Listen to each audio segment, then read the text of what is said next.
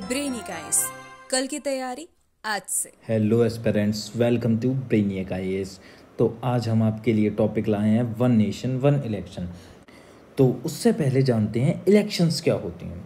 Election refers to the process through which representatives at various levels of the government including national and locals are chosen by eligible citizens through voting.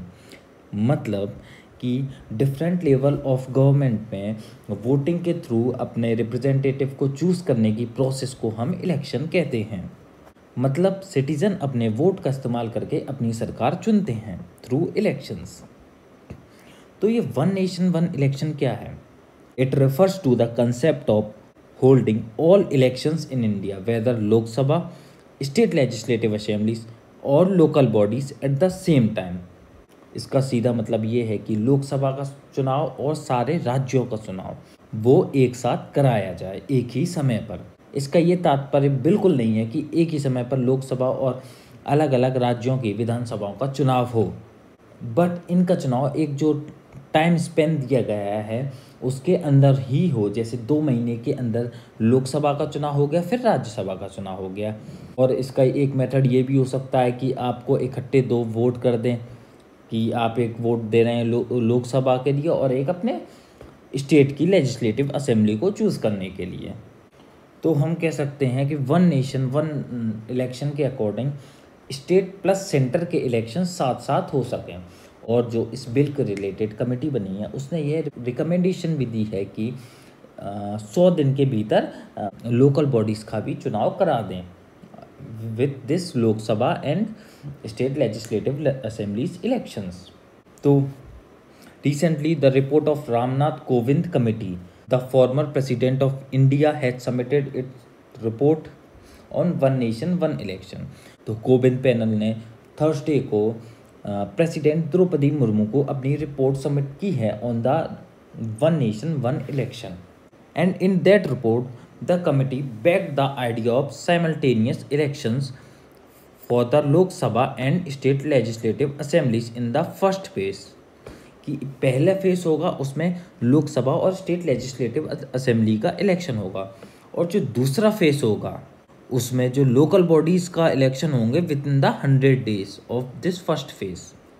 तो ये थी Ramnath Kovind committee की recommendation on one nation one election. तो इस report को various high court जजेस ने support भी किया है, किसी ने इसको क्रिटिसाइज भी किया है और ऑब्जेक्शंस रेज की हैं। तो वो हम देखते हैं। तो पहला ऑब्जेक्शन था कि how can all the Lok Sabha polls, assembly polls and local polls be held in one go. कि सारे लोकसभा के इलेक्शन, स्टेट लेजिस्लेटिव असेंबली के इलेक्शन और लोकल इलेक्शन एक साथ कैसे हो सकते हैं। तो उसके लिए कमेटी ने बोला कि साइमल्टेनियस इलेक्शन होंगे लोकसभा और स्टेट लेजिस्लेटिव असेंबली के इन वन फेज, एंड दूसरे फेज में इलेक्शन होंगे म्यूनिसिपैलिटीज़ एंड पंचायत्स के, जो होंगे 100 दिन के भीतर of the election of house of people and state legislative assemblies. फिर दूसरा कंसर्न क्या था? दूसरा कंसर्न था कि ये अनकॉन्स्टिट्यूशनल है, कि this one nation one election is dubbed as unconstitutional. तो उसके लिए जो कॉन्स्टिट्यूशन एक्सपर्ट है सुभाष कश्यप, उन्होंने कहा there were enough evidence to show that the constitution makers envisaged only simultaneous election for the House of the Peoples and state legislative assemblies. He said that the first 4 elections of the state assemblies and House of People were held simultaneously under the same constitution। तो 1952 से 1967 तक जो election हुए थे लोकसभा के और state legislative assemblies के, वो एक साथ हुए थे। बट उसके बाद जो प्रेसिडेंट ने अंडर आर्टिकल 356 केरला गवर्नमेंट को डिसमिस किया, फिर उसके इलेक्शंस हुए। ऐसे ये जो साइकिल है बाद में बिगड़ गई। So this provision can not be held as unconstitutional, he said, adding that midterm elections were largely forced only after 1967 as the byproduct of large-scale defections and frequent toppling of the government। ये जो mid term elections हैं, unsynchronised elections हैं, they are mainly happen after 1967 ऐसा by product of large scale defections among the political parties and जो frequently जो government गिर रही थी उसकी वजह से जो ये जो साइकिल है वो डिस्टर्ब हो गई है। एक और चैलेंज था कि there will be a legal challenges to amend the constitution, हमें इस प्रोविज़न को इम्प्लीमेंट करने के लिए कॉन्स्टिट्यूशनल अमेंडमेंट करना पड़ेगा। तो बोला कि और उसके लिए हमें अमेंड करना पड़ेगा constitution and representation of the peoples act of 1951, ROP 1951 को अमेंड करना पड़ेगा for altering the fixed term of assemblies, है ना। तो इससे लीगल चैलेंजेस भी हो सकते हैं। तो इसके लिए कमेटी ने रिकमेंड किया कि the introduction of article 324A for enabling simultaneous elections in panchayats and municipalities with general elections of the House of People and State Legislative Assembly कि नया आर्टिकल 324A हम कॉन्स्टिट्यूशन में इंट्रोड्यूस करेंगे।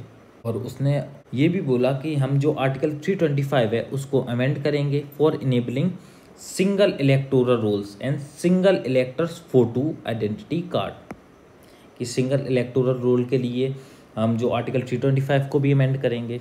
तो ये कुछ कंसर्न्स थे। ये हमारी EVM है जिससे हम वोट करते हैं in the elections. I hope आप जिम्मेदार नागरिक की तरह वोट करते होंगे इन द इलेक्शंस।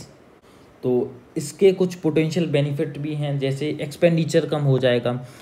हमारे देश में स्टेट्स इलेक्शन होते हैं, लोकसभा के इलेक्शन होते हैं, फिर लोकल बॉडीज़ के इलेक्शन होते हैं। तो हम बोल सकते हैं कि किसी भी समय में देश में कहीं ना कहीं इलेक्शंस चल रहे होंगे। हमारे 28 स्टेट्स हैं, उनमें से किसी में इलेक्शंस चल रहे होंगे, तो उससे एक्सपेंडिचर बहुत रहता है। तो जब साइमल्टेनियस इलेक्शन होंगे तो ये एक्सपेंडिचर कम हो जाएगा। तो the holding simultaneous elections at the national and state level can lead to significant cost saving by minimising the frequency of electoral processes including campaign, logistics, security arrangement. तो इसका जो खर्चा है वो कम होगा।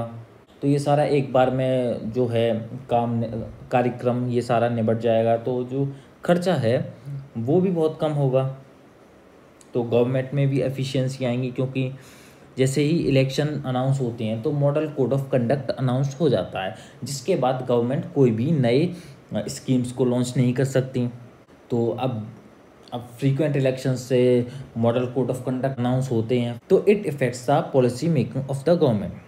तो one nation one election will bring efficiency in governance. Simultaneous elections could lead to more stable and continuous governance, as frequent elections can disrupt government functioning and policy implementation.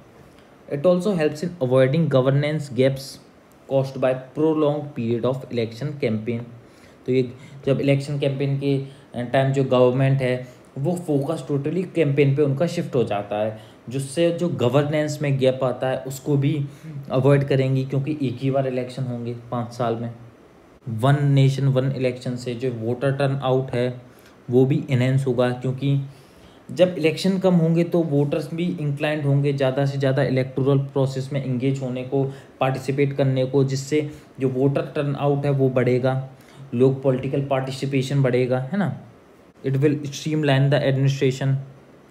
जैसे elections को कंडक्ट कराने में जो administration है वो लगा रहता है, जिससे जो ब्यूरोक्रेटिक हर्डल्स आते हैं, जो रिसोर्सेज हैं वो अच्छे से यूटिलाइज नहीं हो पाते, क्योंकि जो गवर्नमेंट ऑफिशियल्स है they are engage in elections processes.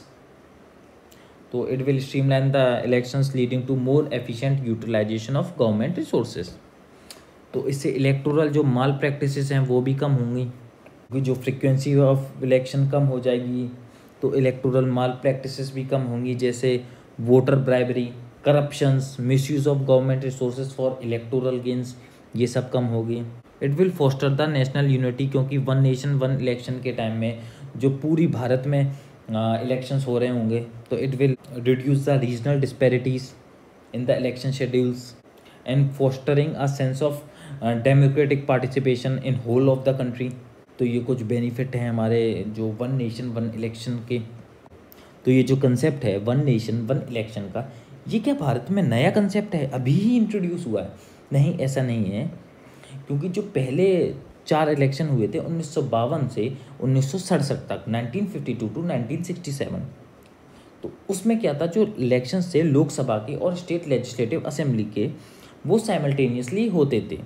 But this process was dissolved in 1959 when the union government invoke article 356। Article 356 क्या कहता है, जल्दी बताइए कमेंट में। आर्टिकल 356 बात करता है प्रेसिडेंट रूल की। प्रेसिडेंट रूल के time the president dismiss the state government and centre is all powerful to make the policies on the state subject also. तो क्या हुआ, जब सेंटर ने 1959 में आर्टिकल 356 को इन्वोक किया और केरला गवर्नमेंट को डिसमिस कर दिया, तो ये जो प्रोसेस है वो डिज़ोल्व होने लगी। फिर subsequently the dissolution of Lok Sabha and state legislative assemblies on various occasions of, है ना, the elections to the Lok Sabha and state assemblies held at different times. क्योंकि जो डिजोल्यूशन था लेजिस्लेटिव असेंबलीज का वो अलग अलग समय पे होने लगा वेरियस रीजन्स की वजह से, जिसकी वजह से जो इलेक्शंस भी डिफरेंट टाइम में होने लगे। तो ये जो प्रोसेस थी वो डिज़ोल्व हो गई, ख़त्म हो गई। एट प्रेजेंट कुछ स्टेट्स हैं जिसमें अभी भी जो लोकसभा का इलेक्शन होता है उसी टाइम जो स्टेट लेजिस्लेटिव असेंबली का इलेक्शन होता है। वो 4 स्टेट्स हैं, उनका नाम है Andhra Pradesh, Arunachal Pradesh, Sikkim and Orissa hold simultaneous elections with the Lok Sabha. ये 4 स्टेट लोकसभा और स्टेट लेजिस्लेटिव असेंबली में साइमल्टेनियस इलेक्शंस होते हैं। तो अब अपोजिशन का क्या कहना है वन नेशन वन इलेक्शन पे। तो आप ये ग्राफ देख रहे हैं कि ओवरऑल की 32 पार्टी हैं जो इसके फेवर में हैं। मेनली जो एनडीए अलायंस, जो बीजेपी के एलीज पार्टी हैं, they are in the favour of one nation one election. And जो 15 पार्टीज हैं they are against the one nation one election, जैसे Congress, Aam Aadmi Party, they are against the one nation one election. तो अब जो Congress president है श्री मल्लिकार्जुन खड़गे, उनका कहना है कि it is a drastic action as it would sabotage our democracy को खतरा है, कॉन्स्टिट्यूशन को खतरा है, and evolve time tested procedures. और ये जो current system of the election है it is a time tested procedure, और इसको अगर चेंज कर देंगे तो जो डेमोक्रेसी है उसको भी खतरा हो सकता है। ये खारगे जी का कहना है। ये आम आदमी पार्टी के लीडर हमारे केजरीवाल जी, उनका कहना है कि one nation one election is a threat to democracy and the suggestion of holding concurrent elections to the Lok Sabha and all the state legislature poses a grave threat to the idea of free and fair polls, the party says। ये जो free and fair poles हैं उसको खतरा हो सकता है। और एक ये भी मतलब कहना है कि और इसकी वजह से जो सेंटर गवर्नमेंट है वो इफ़ेक्ट कर देगी स्टेट गवर्नमेंट को। कैसे कि जैसे सेंटर में मान लो अभी बीजेपी है, तो और बंगाल में अभी जो हमारी टीएमसी है। बट अगर वन नेशन वन इलेक्शन होगा तो मतलब पॉलिटिकल लीडर्स का कहना है कि तो जो गवर्नमेंट सेंटर में है उसकी पकड़ अच्छी रहेगी स्टेट में भी, और उसके जीतने के चांसेस हैं वो और पार्टी से बहुत ज़्यादा होंगे अगर ये one nation one election implement हो गया। Thank you, this is for today's class. I hope the lecture is productive for you, और आपके जो डाउट्स थे वन नेशन वन इलेक्शंस को लेकर वो काफ़ी हद तक क्लियर हुए होंगे। तो थैंक यू। आप अपने सजेशन कमेंट्स में बता सकते हैं। And keep supporting Brainiac IAS।